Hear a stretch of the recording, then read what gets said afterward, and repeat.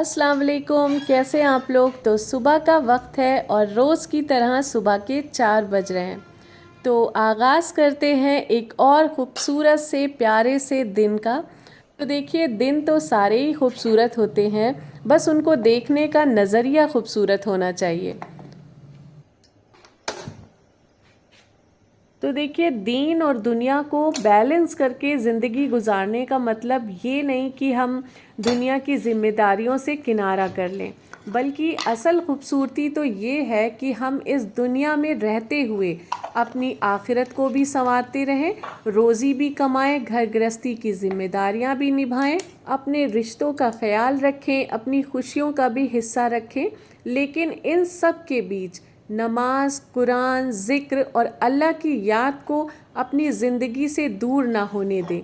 दुनिया हाथ में रहे मगर दिल में अल्लाह की मोहब्बत सबसे ऊपर हो। और अल्लाह ताला कुरान में फ़रमाते हैं, और जो कुछ अल्लाह ने तुम्हें दिया है उसके ज़रिए आखिरत का घर तलाश करो और दुनिया में अपना हिस्सा भी ना भूलो। इससे हमें ये सीख मिलती है कि इस्लाम दुनिया को छोड़ने की नहीं, बल्कि दुनिया को सही तरीके से जीने और आखिरत के लिए तैयारी करने की तालीम देता है। काम करें तो ईमानदारी से, रिश्ते निभाएं तो मोहब्बत से, घर संभालें तो नीयत अल्लाह की रज़ा की हो, और जब इबादत का वक्त आए तो दुनिया के कामों को एक तरफ रखकर अपने रब के सामने झुक जाएं। कभी दुनिया के पीछे भागते भागते आखिरत को ना भूलें, और कभी आखिरत की फ़िक्र में दुनिया के जायज़ हक़ और ज़िम्मेदारियां ना छोड़ें। यही एक मोमिन की खूबसूरत ज़िंदगी का तवाज़ुन है।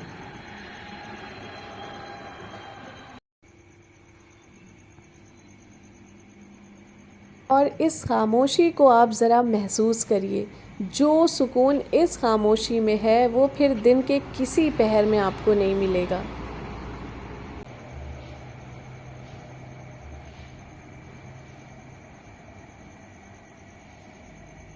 कभी कभी ज़िंदगी बदलने के लिए हालात बदलने की ज़रूरत नहीं होती, बस अपनी सुबह बदलनी होती है। और जो शख्स अपनी सुबह अल्लाह के नाम से शुरू करता है, उसके पूरे दिन में एक अलग ही सुकून और बरकत महसूस होती है। तो आप लोग भी सुबह जल्दी उठिए, नमाज अदा करिए, कुरान की तिलावत करिए, फिर देखिए ज़िंदगी में कितना सुकून होगा इंशाल्लाह।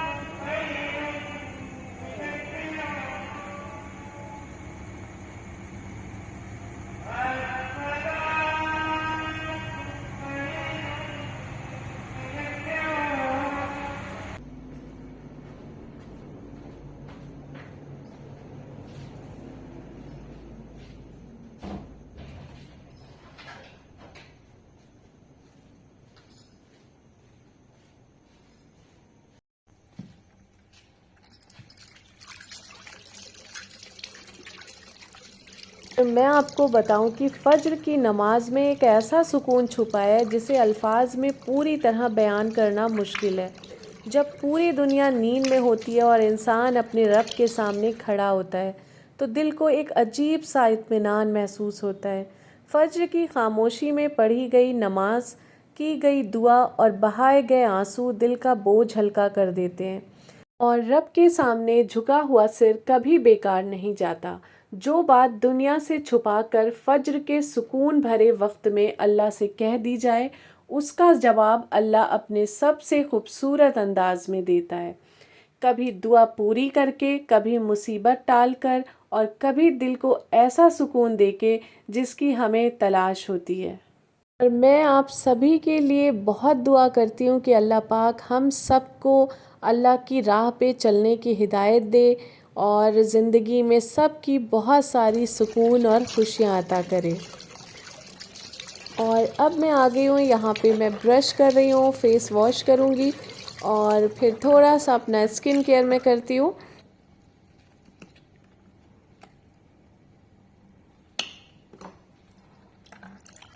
और मैं आपको इस फेस वॉश के बारे में बताऊं तो अभी खैर इतनी जल्दी कोई भी राय कायम करना अच्छी बात नहीं है, लेकिन मुझे कोई ख़ास ये पसंद नहीं आ रहा है। और जिस चीज़ का ज़्यादा प्रमोशन होता है, मुझे लगता है वो चीज़ कोई ख़ास नहीं होती, इसीलिए उसे ज़्यादा प्रमोट किया जाता है। और प्राइस इतने हाई रखते हैं और दावे बड़े बड़े किए जाते हैं कि इससे ये हो जाएगा, इतने दिन में ये हो जाएगा, वो हो जाएगा।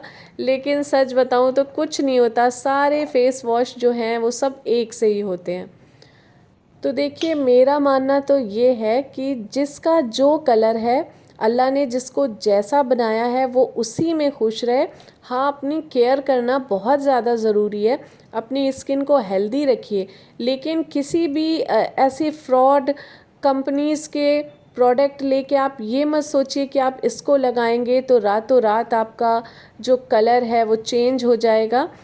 और देखिए, कलर चेंज करने की आपको ज़रूरत भी नहीं है, हमें, आपको, किसी को भी नहीं। अल्लाह ने हमें जैसा बनाया है अल्हम्दुलिल्लाह बहुत अच्छा है, और अल्लाह का लाख लाख शुक्र है। और बस अपनी स्किन को हेल्दी बनाने की कोशिश करिए। तो आपकी स्किन हेल्दी कैसे बनेगी? आप जब दिन में 5 टाइम वज़ू करेंगे ना, तो आपकी स्किन हेल्दी बनेगी। और अपनी जो आप डाइट है उसको अच्छा रखिए, और अपने जो इखलाक हैं उसको अच्छा रखिए। तो देखिए, ऑटोमेटिकली आपकी स्किन भी हेल्दी होगी और आपकी ज़िंदगी भी सुकून भरी होगी इंशाल्लाह।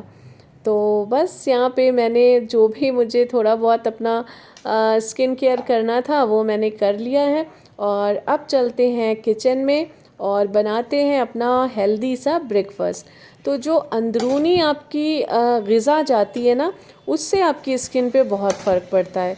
बाहरी आप चाहे जितना भी कोई क्रीम वगैरह लगा लें, उतना ज़्यादा फ़र्क नहीं पड़ता जितना आप हेल्दी मील लेते हैं।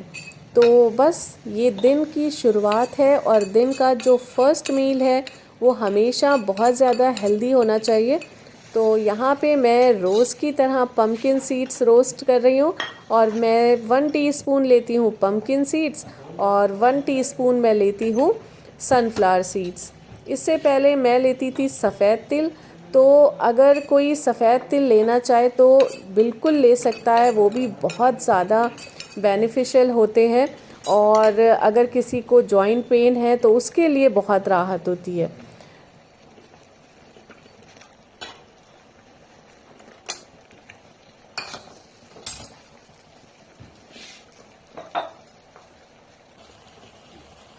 और इस साइड में मेरे एग्स बॉयल हो रहे हैं।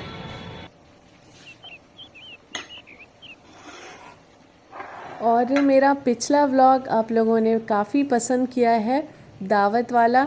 और मैं बताऊं कि मुझे बहुत सारे कमेंट्स भी आए कि आपने मीठा नहीं बनाया। और मैं सच बताऊं कि मेरे जहन से बिल्कुल निकल गया कि मुझे मीठा भी बनाना चाहिए था, जबकि मीठा बनाना मुझे बहुत ज़्यादा पसंद है। और मैंने मीठा खाना छोड़ रखा है इस वक्त, जबकि मुझे बहुत पसंद है। तो मेरे जहन से ये निकल गया कि अगर मैं नहीं खा रही हूँ तो कम से कम दूसरे जो मेहमान आ रहे हैं वो तो खाएंगे।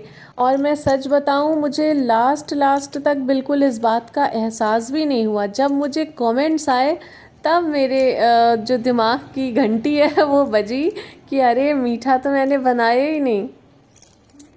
इंशाल्लाह नेक्स्ट टाइम जब कोई भी मेहमान आएगा तो मैं इस बात का पूरा ध्यान रखने वाली हूँ कि दस्तरख़्वान पे मीठा भी ज़रूर होना चाहिए। और बस यहाँ पे देखिए, मेरे जो एग्स हैं वो भी बॉयल हो गए हैं, और मेरा हेल्दी सा नाश्ता एकदम तैयार है।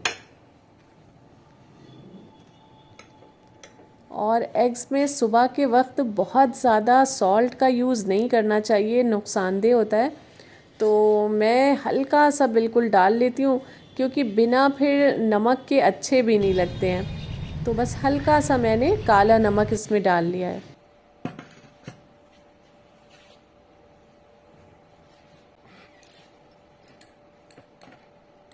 और बस अब इत्मीनान से बैठ के करते हैं अपना नाश्ता। और ये बहुत ज़्यादा माशाल्लाह सुकून का वक्त होता है, और मैं थोड़ा सा टाइम लेके अपना नाश्ता करती हूँ। और किसी ने मुझे कमेंट किया था कि आप चाय नहीं पीती, तो फ़िलहाल आजकल मैं चाय नहीं पी रही हूँ। चाय का वैसे भी मुझे कोई ख़ास शौक़ है नहीं, क्योंकि देखिए, मॉर्निंग ड्रिंक लेने के बाद ये इतना माशाल्लाह हैवी फिर मेरे लिए ब्रेकफास्ट हो जाता है।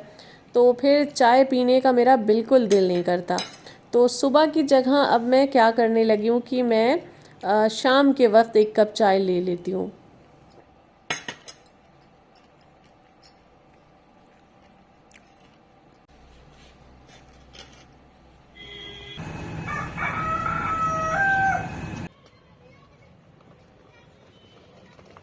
और मैं आ चुकी हूँ टेरेस पे और ये देखिए एक बड़े से 15 बाय 15 इंचेस के ग्रो बैग में मैं मिट्टी डाल रही हूँ। और मैंने छोटे छोटे जो मेरे ग्रो बैग्स हैं उनमें मिट्टी बना के रखी थी किचन वेस्ट से। और ये देखिए एकदम अच्छे से डिकम्पोस्ट हो गया ये।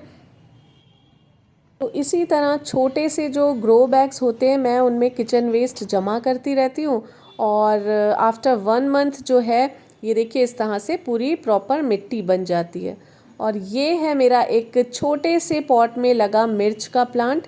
तो बहुत दिनों से मैं सोच रही थी इसे ट्रांसफ़र करने का और फाइनली आज मैंने इसको बड़े ग्रो बैग में कर दिया है।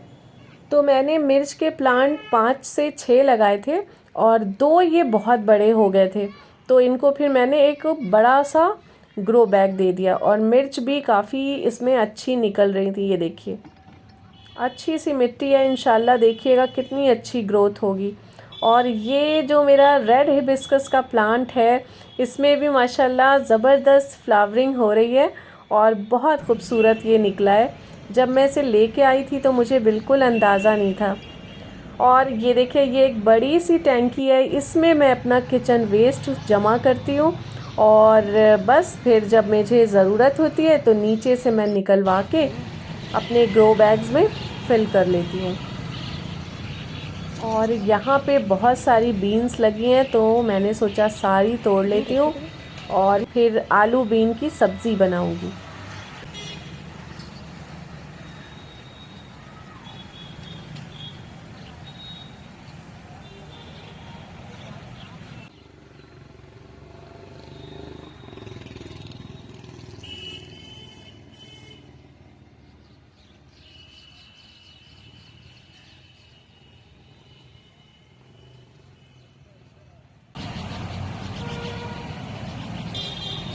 और ये पत्तियों के बीच में छुप जाती हैं तो इनको पहले ढूंढना पड़ता है। और काफ़ी हाइट पे लगी हैं तो बस किसी न किसी तरह मैं जद्दोजहद करके इनको तोड़ रही हूँ। और ये मैंने जो केज बनवा लिया था इससे मुझे बहुत सहूलियत है। इस पे जो मैंने एक अंगूर की वाइन ली थी वो भी मैं इस पे चढ़ा रही हूँ। इंशाल्लाह देखिएगा बहुत ज़बरदस्त सीन लगेगा जब पूरे केज को इंशाल्लाह अंगूर की वाइन जो है वो कवर कर लेगी। और बस फिर मैं अब नीचे आ गई हूँ और हस्बैंड के लिए बनाती हूँ यहाँ पे पराठे। और इस तरह से बनाए हुए पराठे बहुत ही खस्ता बनते हैं। और मैं आपको बताऊं कि हमारे वहाँ जो दूध आता है वो आजकल इतना ख़राब आ रहा है कि मलाई का नामो निशान नहीं उतर रहा है। तो मेरा बड़ा जो बेटा है वो माशाल्लाह दूध ज़्यादा अच्छे से वो पीते हैं। तो वही मुझे कंप्लेन कर रहा था कि मम्मा दूध आप कहीं और से मंगाया करें क्योंकि बहुत ख़राब आ रहा है, मलाई तो बिल्कुल उसमें उतर ही नहीं रही है।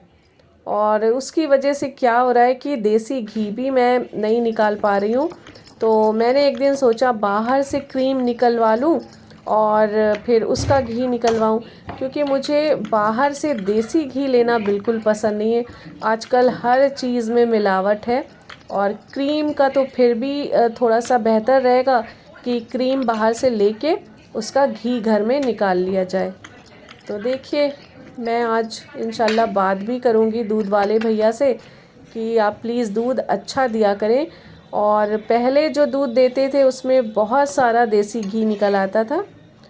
और आप लोग कमेंट में बताइएगा कि क्या ऐसा होता है कि बारिश में दूध पतला होता है, क्योंकि उन्होंने तो मुझे साफ साफ बोल दिया कि बारिश के मौसम में दूध ऐसा ही आएगा और जो भैंस है वो दूध पतला ही देती है।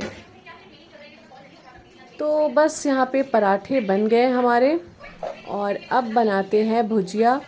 तो मेरे हस्बैंड को अंडे की भुजिया बहुत ज़्यादा माशाल्लाह पसंद है, बहुत शौक़ से वो खाते हैं।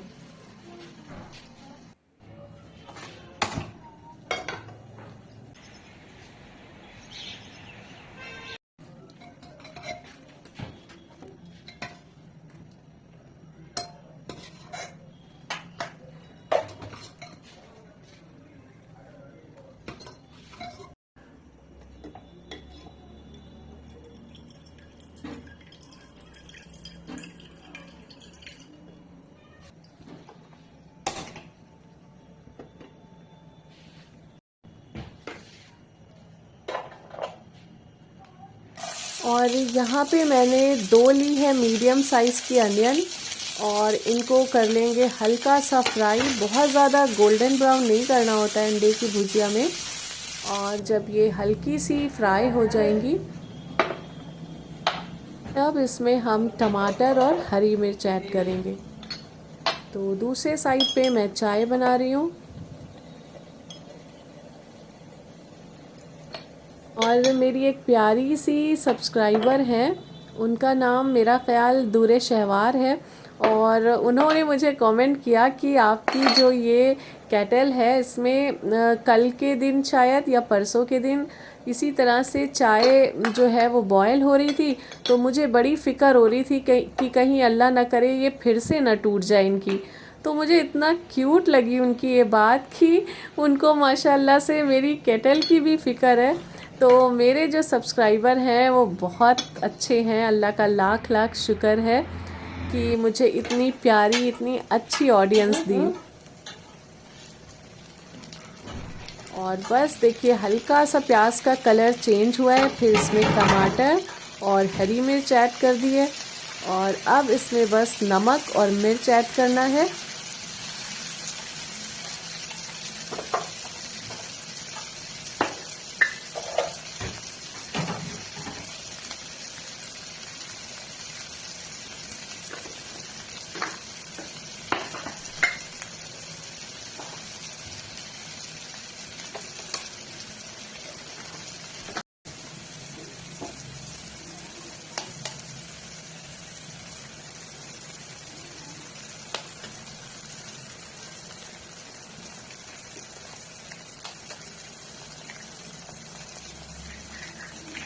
और इसमें ऐड कर देंगे 3 एग्स, और आपकी मज़ेदार से भुजिया तैयार हो जाएगी।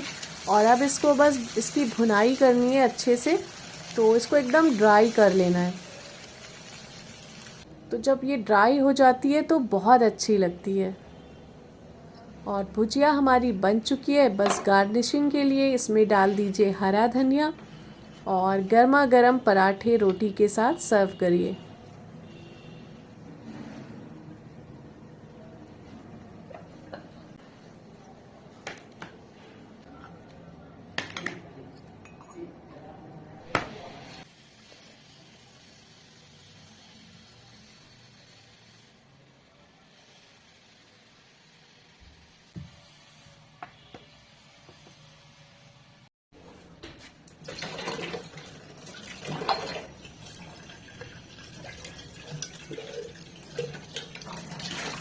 और बस फिर मैं आ चुकी हूँ दोबारा से किचन में, और साफ़ कर लेते हैं नाश्ते के बर्तन। और इस केटल को बहुत एहतियात के साथ साफ़ करना होता है, वरना जो ये इसका हैंडल है ये बहुत ज़्यादा डेलिकेट है और टूटने का ख़तरा होता है। तो जो पिछली वाली केटल थी जो ऐसे ही थी सेम, तो उसका यही हुआ था, एक साइड का जो हैंडल है वो निकल गया था, लेकिन फिर भी मैंने उसको 1 साल से ऊपर चलाया, और हैंडल निकलने के बावजूद भी, और वो खैर अच्छी चल गई थी। तो बस अल्लाह से यही दुआ है कि अल्लाह पाक ये भी अब चले। इधर बहुत नुकसान हुआ है मेरी, एक बीच में मैंने एक और मंगाई थी वो भी टूट गई। तो मैं अब इसको बहुत एहतियात कर रही हूँ, इसके साथ जैसे ही चाय बनती है फ़ौरन इसको धो के इसकी जगह पे मैं पहुँचा देती हूँ। और ये डिनर सेट तो पूछिए मत, मुझे शर्म आती है इसको पीछे करते हुए, इसकी प्लेट्स को। इतना ख़राब निकला है और इतना कॉस्टली था ये। मैं पूरा लाई थी रमज़ान शरीफ में, और मुश्किल से 1 मंथ भी ये अच्छे से नहीं चला। एक बार बस इसमें सालन निकाला तो जो इसके बोल्स थे उसमें बढ़ गए धब्बे, येलो येलो कलर के। फिर मैंने सोचा शायद भाई मैंने ज़्यादा देर रख दिया हो, और फिर प्लेट्स देखी तो प्लेट्स में भी पीछे के साइड में तो बहुत ख़राब निकला, और क्रैक अलग हो रहे हैं इसके, जो छोटी छोटी इसकी जो कटोरियाँ इसके साथ आई हैं वो क्रैक हो रही हैं। तो कुछ चीज़ें इतनी ज़्यादा ख़राब होती हैं कि मेरा तो दिल कर रहा था कंप्लेन करूं जाके, लेकिन फिर उसका कोई फ़ायदा नहीं। मैं यूज़ कर चुकी हूँ और काफ़ी टाइम भी हो गया। और मैं चाहती हूँ कि मेरे जितने भी सब्सक्राइबर्स हैं और जो मुझे कमेंट करते हैं, तो वो आज कमेंट में एक चीज़ ज़रूर बताएं मुझे कि आपको मेरे व्लॉग में सबसे अच्छी चीज़ या सबसे अच्छी बात क्या लगती है। तो प्लीज़ कमेंट में ज़रूर बताइएगा कि आप लोगों को क्या सबसे अच्छा लगता है। और देखिए, व्लॉग बनाना तो मेरा शौक़ था, मुझे अच्छा लगता था जो मैंने स्टार्ट करा। और पता नहीं, मैं जो मेरे दिल में आया, जो मैं रियल लाइफ में करती हूँ, वो मैंने दिखाना स्टार्ट कर दिया। और आप लोगों को माशाल्लाह माशाल्लाह वो पसंद आ रहा है। तो ये मुझे सुन के बड़ी खुशी होती है जब आप लोग इतने प्यारे प्यारे कमेंट्स करते हैं। तो मैंने कुछ स्पेशल एफ़र्ट्स तो लगाए नहीं हैं व्लॉगिंग में, जो रोज़मर्रा की मेरी ज़िंदगी है वही मैंने दिखाना स्टार्ट किया। और तभी मैं आप लोगों से पूछ रही हूँ कि इसमें आपको सबसे अच्छी मेरी कौन सी ऐसी बात लगती है जो आप लोग इतने प्यारे प्यारे कमेंट्स करते हैं। और जब आप लोग कमेंट्स करते हैं तो सच में जब मैं जवाब देती हूँ तो मैं ऐसा महसूस करती हूँ कि आप हमारे सामने बैठे हैं और मैं आपको जवाब दे रही हूँ। तो बस अल्लाह आप सबको हमेशा खुश रखे, सुकून में रखे, दीन के रास्ते पे चलने की तौफ़ीक़ अता फ़रमाए। औलाद से, शौहर से, सब से आपको बहुत सारी खुशियाँ मिलें। आमीन सुम्मा आमीन। आप लोग भी कमेंट सेक्शन में ज़रूर आमीन लिखिएगा।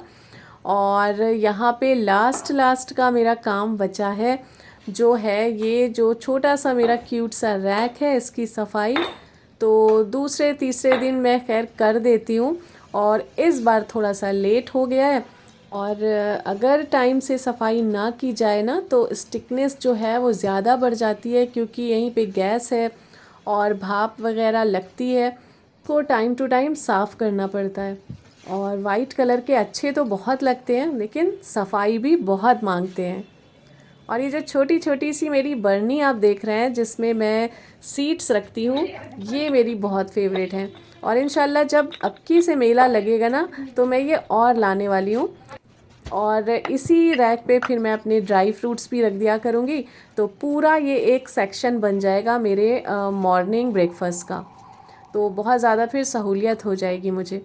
और मेले में ये बहुत रीज़नेबल प्राइस में मिलते हैं, ऑनलाइन बहुत कॉस्टली मिल रहे हैं।